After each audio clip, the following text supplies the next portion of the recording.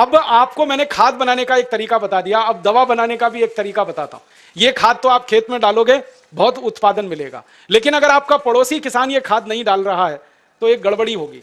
उसके खेत में कीड़े लगेंगे। जिस खेत में यूरिया पड़ता है कीड़े उसी खेत में लगते। जहां डीएपी लगता है सबसे ज्यादा फसल को बर्बादी उसी खेत में आती है।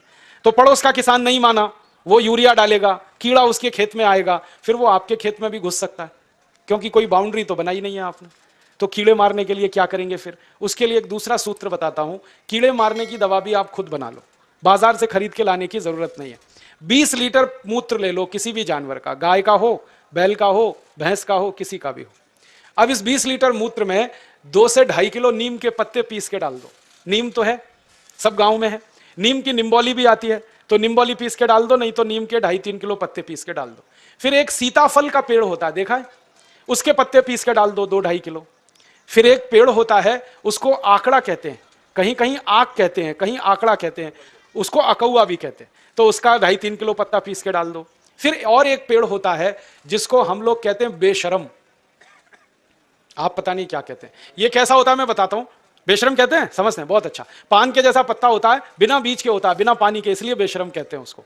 हर गांव में होता है। तो 2.5-3 किलो बेशरम के पत्ते ले लो, 2-2.5 किलो नीम के पत्ते ले लो, 2.5-3 किलो इसके पत्ते ले लो सीताफल के, और 2.5-3 किलो आंकड़े के पत्ते ले लो, और इसमें आधा-पौना किलो तंबाकू पीस के डाल दो, और इसको खूब उबालो गोमूत्र में। उबालते समय इसमें एक काम और कर सकते हैं, आधा किलो लहसुन पीस के डाल दो, आधा किलो खूब तीखी मिर्च पीस के डाल दो, और उबाल के इसको ठंडा कर लो। ठंडा करके इसको छान लो।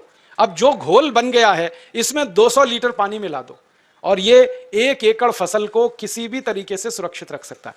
और इसको स्प्रे कर दो खेत में, तैयार हो गई। अब इस दवा को जब छिड़कना है तब छिड़क लो, बना के रखना है तो बना के रख लो। 1-1 साल 2-2 साल ये दवा खराब नहीं होती, क्योंकि इसमें कोई भी ऐसी चीज नहीं है जिसकी एक्सपायरी डेट हो। तो कीटनाशक दवा बना लिया और खाद बना लिया। और अब तीसरा एक काम और कर लेना कि बीज जब खेत में डालते हैं तो बीज को खेत में डालने से पहले संस्कारित कर लेना। और संस्कारित कैसे करना? मान लो बीज लगाना है हमको गेहूं का, तो गेहूं का बीज लेना, पहले बीज बोने से 2 दिन पहले उसको 1 किलो गोबर, 1 लीटर मूत्र और 100 ग्राम चूना, चूना आप समझते हो, कलई चूना, 100 ग्राम कलई चूना, 1 किलो गोबर, 1 लीटर मूत्र, ये तीनों को मिला लो।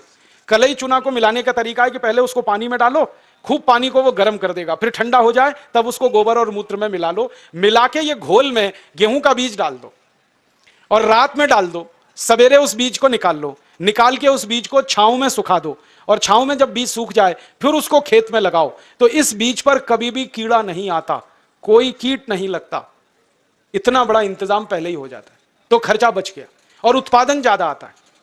तो बीज संस्कार करके लगाना, खाद बनाने का तरीका बता दिया, कीटनाशक का तरीका बता दिया। और ये तीनों तरीके अगर किसान भाई इस्तेमाल करते हैं तो urea, DAP, super phosphate, endosulfan का 7 लाख करोड़ रुपया साल का हम बचा सकते हैं।